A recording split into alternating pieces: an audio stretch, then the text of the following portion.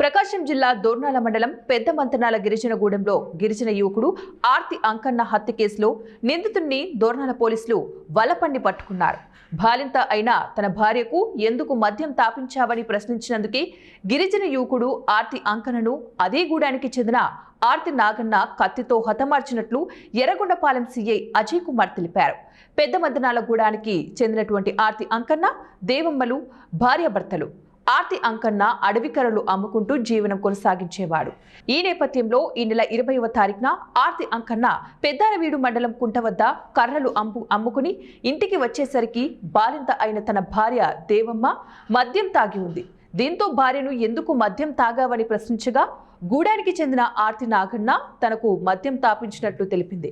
దీంతో ఆర్తి అంకన్న అతని కుటుంబ సభ్యులు నాగన్న దగ్గరకు వెళ్లి బాలింత అయిన తన భార్యకు ఎందుకు తాపించావని ప్రశ్నించాడు. దీంతో అంకన్న నాగన్నల మధ్య ఘర్షణ చోటు చేసుకుంది.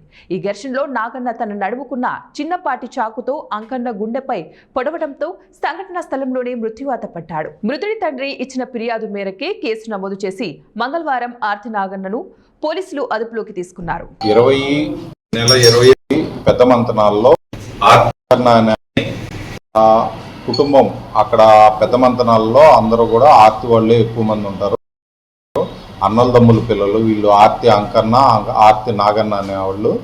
ఈ ఆర్తి అంకన్న కుటుంబం ఈ కుంట దగ్గరికి కర్రలు అమ్ముకోవడానికి వెళ్ళారు. మళ్ళీ తిరిగి వచ్చేసరికి ఆర్తి అంకన్న భార్య మద్యం సేవించి ఉంది దేవమ్మ. వాళ్ళకి 1 మంత్ బాబు ఉన్నాడు.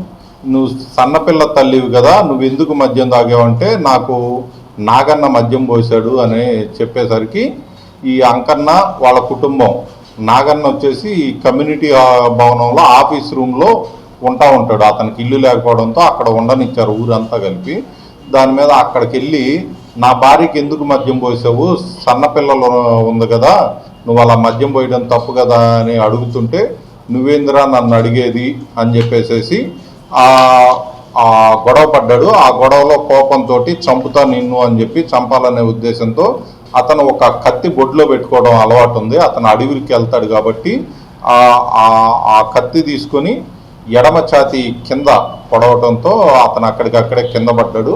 అతన్ని వాళ్ళ బంధువులు అందరూ కలిసి ఆ ఊర్లో ఒక గ్రామస్తుని ఆటోతో మన దోర్నాల ఆసుపత్రికి తీసుకొచ్చారు. అక్కడ డాక్టర్ గారు పరీక్షించి అతను చనిపోయాడని చెప్పేసి నిర్ధారించారు. దీని మీద ఆ విషయం తెలుసుకున్న మేము కేసు నమోదు చేసి పోస్ట్ మార్టం నిర్వహించాము. ఆ తర్వాత ఈరోజు అతను చింతల దగ్గరికి వెళ్ళడానికి అక్కడ అడ్డ రోడ్డు దగ్గర ఉంటే మేము అరెస్ట్ చేయడం జరిగింది. ఈ పెద్ద మంతనాల్లో మరియు ఇతర చెంచు తాండాల్లో కూడా